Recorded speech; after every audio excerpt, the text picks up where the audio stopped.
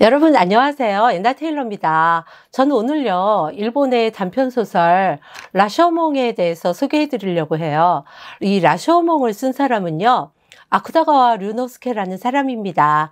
이 아쿠다가와 류노스케는요 일본 순문학의 굉장히 자리매김을 하고 있는 사람인데요. 우리나라에 이상문학상이 있죠.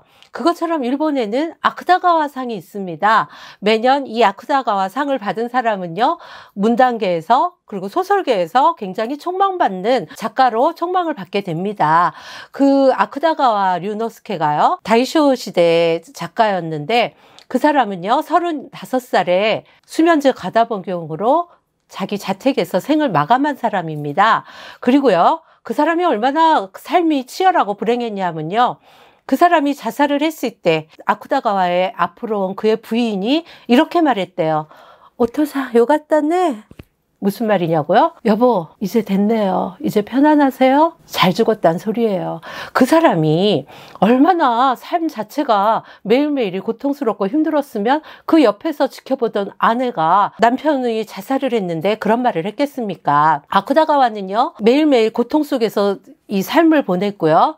또 그의 어머니가 아쿠다가와가 생후 7개월부터 정신병을 앓게 됩니다. 그래서 외삼촌이 아쿠다가와를 키우게 됐는데요. 가끔 할머니를 따라서 엄마를 찾아가죠. 엄마는 아들을 알아보지 못해요. 정신이 이상해져 있으니까요. 그렇지만 머리가 굉장히 좋아서 도쿄대학을 갑니다. 그리고 도쿄대학에 들어가서 학생일 때요. 동인지의 소설 이 라쇼몽, 오늘 제가 소개해 드리려고 하는 라쇼몽을 발표합니다. 라쇼몽을 발표했을 때는요, 별로 그렇게 주목을 받지 못했어요. 근데 요거 다음에 동인지의 코라는 작품을 썼고 발표를 했고, 그것을 당대에 굉장히 유명한 작가인 나츠메 쇼세키가 극찬을 하면서부터 이 아쿠다가와는 세상에 이름을 알리게 됩니다. 나츠메 쇼세키가 얼마나 훌륭한 작가였냐면요. 몇 년 전까지만 해도 일본 천엔짜리에 실려있던 작가예요. 굉장히 미남자죠. 그리고 이 아쿠다가와가요, 코라는 작품으로 이 문단에 발을 들여놨지만 장편은 별로 인기를 끌지 못합니다. 그리고요, 이 아쿠다가와 류노스케가 주로 자기 작품의 소재를 뽑아온 것이요, 일본 헤이안 시대 때 쓰여진 곤자쿠 모노가타리라는 설화집에서 그 내용을 뽑아옵니다. 그래서 이 라쇼몽도요, 일본의 그 설화집에서 곤자쿠 모노가타리에서 뽑아온 내용인데요. 이 내용이요, 라쇼몽은 헤이안 시대의 문입니다. 입구의 문이에요. 우리나라 동대문, 남대문 이런 것처럼 그런 문이었는데 헤이안 시대가 무너지고 그 시대가 저물어갈 무렵에 이 성문도 거의 흔적만 남게 돼요. 그런데 자, 우리의 주인공을 한번 볼게요. 얼마 전에 쫓겨난 하인. 여드름을 막 이렇게 만지면서 어떡하지? 이제부터는 먹을 것도 없고 잘 것도 없고 입을 것도 없고 나 도둑질이라도 해야 되나? 나 드디어 도둑놈 돼야 되는 거니? 이러면서 라쇼몽에 사람들이 먹을 것들을 많이 야채나 생선들을 말려놓는다는 소문을 듣고 그 먹을 거를 훔치러 갑니다. 라쇼몽으로 가는데요.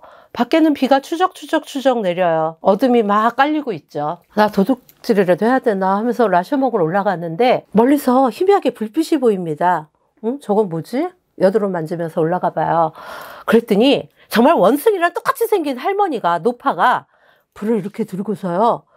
그 시체들이 사람들이 시체를 그냥 버려서 시체들이 막 굴러다니는데 그 시체 중에 어떤 여자의 머리털을요, 바치 뽑고 있는 거예요. 그 장면을 본 이 하인, 조금 전까지 나 도둑이라도 돼야 되나 이러고 있던 그 하인이 갑자기 정의감에 불타서 야, 너 뭐 하는 거야? 이러고 쫓아가죠. 그랬더니요, 정말 이 노파가 원숭이처럼요, 휙 날아다니면서 도망을 가는 거예요. 그거를 막 쫓아가요. 그래서 드디어 잡습니다. 그리고 이 하인이 가지고 있던 칼을 뽑아서 너 지금 뭐 하는 거야? 그러니까 그 노파가 뭐 하기는 이 여자 머리털 뽑아서 가발 만들어 팔려고 그러지. 아니, 인간으로서 이런 짓을 하면 되나? 아이, 이 여자는 말이지 그래도 싼 여자야. 왜? 이 여자 사기꾼이었다니까. 뱀을 잡아다가 말이지 뱀살 발려가지고 방건조 시켜서 귀족들한테 생선살이라고 그러고 팔아먹은 사기꾼이야. 이 사기꾼 뭐 죽었는데 머리털 좀 내 뽑아서 파는 게 뭐 왜 죄인데? 이 노파가 이렇게 얘기해요. 뭐 그러고 보니까 이 하인도 뭐 그럴만하다는 생각이 들면서 갑자기 그 머릿속이 탁 밝아져면서 그래, 내가 도둑이 돼야 되나 하고 생각했었지. 내일부터 살 것도 없고 먹을 것도 없어. 그러면 내가 뭐를 해야 될까? 아, 그래. 그리고 갑자기요, 이 원숭이를 닮은 노파를 잡아가지고요, 막 옷을 벗깁니다. 옷을 벗겨서요, 그 옷을 가지고 그 비가 추적추적 내리는 어둠 속으로 달려가요. 그리고 이 노파는 라쇼몽에서 이러고 내려다보죠. 그 하인이 곧 어둠 속으로 사라져서 어둠밖에 보이지 않게 됩니다. 이 라쇼몽은요, 굉장히 짧아요. 그래서 일본 교과서에도 아주 자주 실리죠. 굉장히 짧죠. 책 몇 페이지밖에 안 되는 짧은 내용입니다. 제가요, 이 라쇼몽이라는 작품을 처음 접한 것은 제가 대학원 다닐 때 수업 시간에서 처음 접했습니다. 아주 짧고 심플한 이야기죠. 이 라쇼몽은요, 처음에 그 한자는 그 라자, 그물 라자에다가 성을 가리키는 성자의 문이었습니다. 그런데 아쿠다가와가요, 가운데 성자 대신 그 날생자를 껴서 라쇼몽이라고 소설 제목을 붙였죠. 먹고 살 것이 없어서, 그리고 먹을 것이, 또 입을 것이 없어서 어디서 구할 길도 없는 가난한 사람들.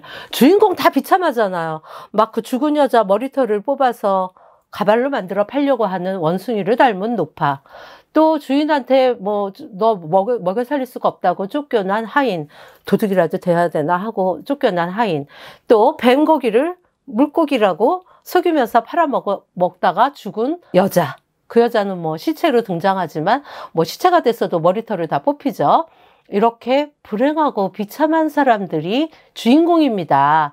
이 주인공들이 앞으로 살아가는 길은 이 하인이었던 사람이 어둠 속으로 사라진 것과 마찬가지로 어둠, 절망, 그리고 빛의 세계가 아닌 인간의 가장 추악하고 어두운 면을 이 라쇼몽이 보여주고 있는 거죠. 그 하인이 사라져간 어둠 속, 그 어둠 속은 인간의 추악함과 야미, 뭐 일본말로 야미라고 하지만 우리나라 말로는 뭐 깊은 어둠? 그 정도 되겠네요. 그러한 상태를 그린 라쇼몽. 앞으로 우리 인간들이 그 비참함과 인간의 추악함을 가지고 살아가는 어둠의 세계를 인간의 본질의 한 장면으로 잡아낸 것이 이 라쇼몽입니다. 선과 악이 불분명해지고요. 또 어느 것이 죄이고 인간이 살아가기 위해서 어디까지 어두워질 수 있고 어디까지 추악해질 수 있는지를 적나라하게 보여준 작품이었다고 생각을 합니다.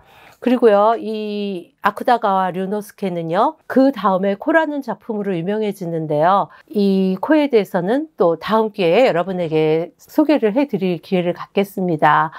이 인간의 어두움을 그린 라쇼몽. 프랑스에서는요, 아주 짧은 미니컷 영화로도 나와서 인간의 추악하고 어두운 면을 일본 영화의 그 빛에 반사된 어두움을 배경으로 해서 찍어낸 영화도 있을 정도로 전 세계에 많이 알려졌어요. 더군다나요, 이 아쿠다가와 류노스케는 문장이 정말 간단하고 간결하다고 하죠. 그래서 우리 일본 사람들이 문학을 할 때요, 문장을 배울 때는 이 아쿠다가와 류노스케의 문장을 따라서 연습을 한다고 합니다. 아쿠다가와 류노스케의 다른 작품 코하고 지옥도를 저는 다음에 소개해 드리려고 하는데요. 라쇼몽은 오늘 여기까지 소개해 드릴게요.